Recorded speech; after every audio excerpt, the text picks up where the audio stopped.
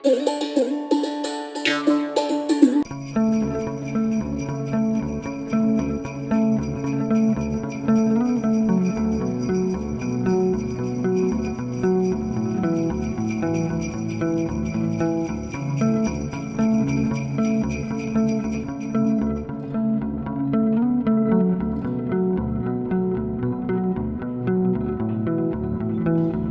আমার স্বপ্ন পূরণ হয়ে গেল।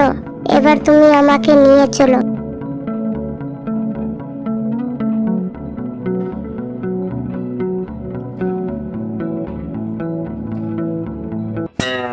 টুম্পা, এই টুম্পা, ইস তোর এখনো ঘুম ভাঙে না?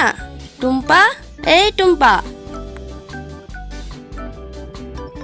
ইস, কি সুন্দর স্বপ্ন দেখছিলাম। শহর থেকে একটা রাজকুমার ঘোড়ায় করে এসে আমাকে বিয়ে করে নিয়ে যাচ্ছিল। তুই ডাক দিয়ে আমার স্বপ্নটা ভেঙে দিলি। তুই শুধু স্বপ্ন দেখতে থাক, আর আমার স্বপ্ন পূরণ হতে চললো। আমার বিয়ে ঠিক হয়ে গেছে। তোকে না বলে পারছিলাম না, তাই ঘুম থেকে উঠেই তোকে বলতে আসলাম। আমার বিয়েতে থাকিস কিন্তু। ঠিক আছে, এবার আমি আসি। সর্বনাশ, আমি ওর বিয়েতে মুখ দেখাবো কি করে? আমি সবাইকে চ্যালেঞ্জ করেছিলাম আমার বিয়ে সবার আগে হবে বলে। ছি ছি, আমার মান সম্মান কিচ্ছু থাকবে না। টুম্পা, মা টুম্পা, তুই উঠেছিস? অনেক বেলা হয়েছে মা, তুই তাড়াতাড়ি উঠে পড়।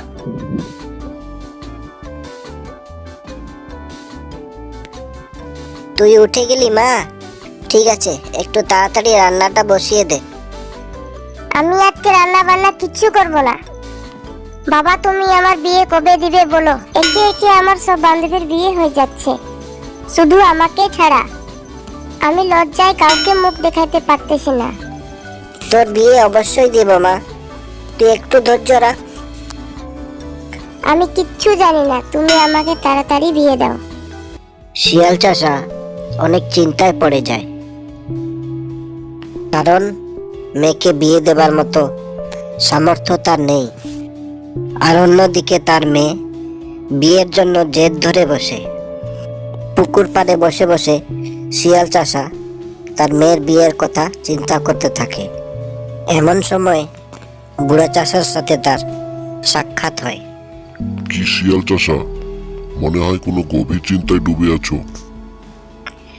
আর কি বলবো বুড়া চাষা, কন্যা বিয়ের উপযুক্ত হয়েছে, আর তুমি তো জানোই আমার আর্থিক অবস্থা। পাত্রকে দেওয়ার মতো আমার কাছে কিচ্ছু নেই। যদি তোমার কোনো আপত্তি না থাকে, তাহলে আমার কাছে একটা উপায় আছে। তোমার কন্যার বিয়ে হয়ে যাবে, এমনকি আমার কাছে একটা পাত্রও আছে। কিন্তু উপায়টা কি? তেমন কিছুই না, আমি কালকেই পাত্রকে নিয়ে আসব। আমি যেভাবে তোমাকে শেখাবো, তুমি ঠিক সেভাবেই বলবে। কিন্তু একবার বিয়েটা হয়ে গেলে তারপর সব ঠিক হয়ে যাবে। ঠিক আছে, তুমি যা বলবে আমি তাই করব। বিয়েটা হয়ে গেলে আমি খুবই উপকৃত হব। টুম্পা, মা টুম্পা, আর মন খারাপ করে থাকিস নে মা, তোর বিয়ের কথা হয়ে গেছে। কালকে তোকে দেখতে পাত্র আসবে। তুমি সত্যি বলছো বাবা? হ্যাঁ মা, সত্যি বলছি। এবার তুই খুশি তো? কবে আইবে আমার পালারে, কবে দিমু গলায় মালারে। মনের যে নাই কোনো কাম বন্ধু, মনের যে নাই কোনো কাম। লালটু শিয়াল, ভালোই তো গানের সুর ধরিয়েছ। তবে বলছিলাম যে তোমার জন্য একটা সুখবর নিয়ে আসছি। তাই নাকি? তাহলে বলো তাড়াতাড়ি, সুখবরটা শুনি। তোমার জন্য বিয়ের পাত্রী দেখেছি। পাত্রী অনেক সুন্দরী আছে। চাষা মশাই, শুধু পাত্রী সুন্দরী থাকলে হবে না, আমাকে মোটা ধরনের ডিমেনও লাগবে। ডিমেন ছাড়া আমি বিয়ে করব না কিন্তু।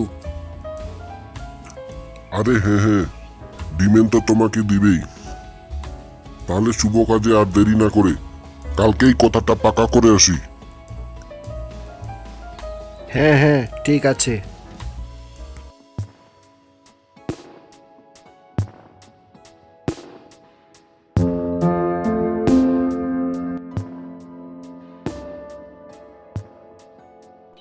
এই তো এসে গেছো, তোমাদেরই অপেক্ষা হচ্ছিল। আসো আসো, ভিতরে আসো। তোমাদের একটু পরিচিত করিয়ে দেই। বল্টু বাবু, ইনি হচ্ছেন পাত্রীর বাবা, আমাদের শিয়াল চাষা মশাই। নমস্কার আঙ্কেল, নমস্কার। নমস্কার নমস্কার। এ কি, আমি কি দেখছি? এ তো আমার স্বপ্নের রাজকুমার। ইস, কালো চশমায় কি দারুণ হ্যান্ডসাম লাগছে। শিয়াল চাষা, এবার তোমার মেয়েকে একটু ডাকো। হ্যাঁ হ্যাঁ অবশ্যই। টুম্পা, মা টুম্পা, একটু এখানে আয় মা। এই আমার একমাত্র কন্যা টুম্পা। বাবা, আমরা দুজনে একটু একান্তে কথা বলতে পারি? কি মা, তোর একটুকু ধৈর্য আর লজ্জা বলতে কি কিচ্ছু নেই? আরে থাক থাক চাষা মশাই, ওরা একটু একান্তে কথা বলুক। তোমাকে কি আমার পছন্দ হয়েছে? আমি তো তোমাকে খুব পছন্দ করি। তুমি যে আমার স্বপ্নের রাজকুমার। তোমাকে আমার ভীষণ পছন্দ হয়েছে টুম্পা। তুমিই হবে একমাত্র আমার জীবন সঙ্গী।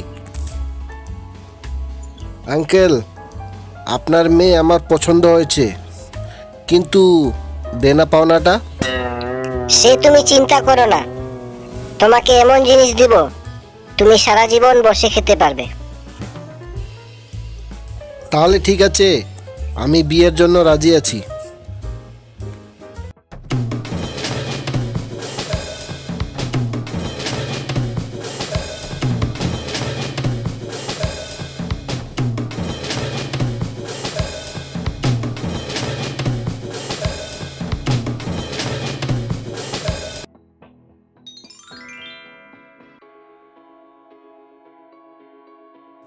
হ্যাঁ শ্বশুর মশাই, বিয়ে তো প্রায় শেষ, এবার আমার পাওনাটা?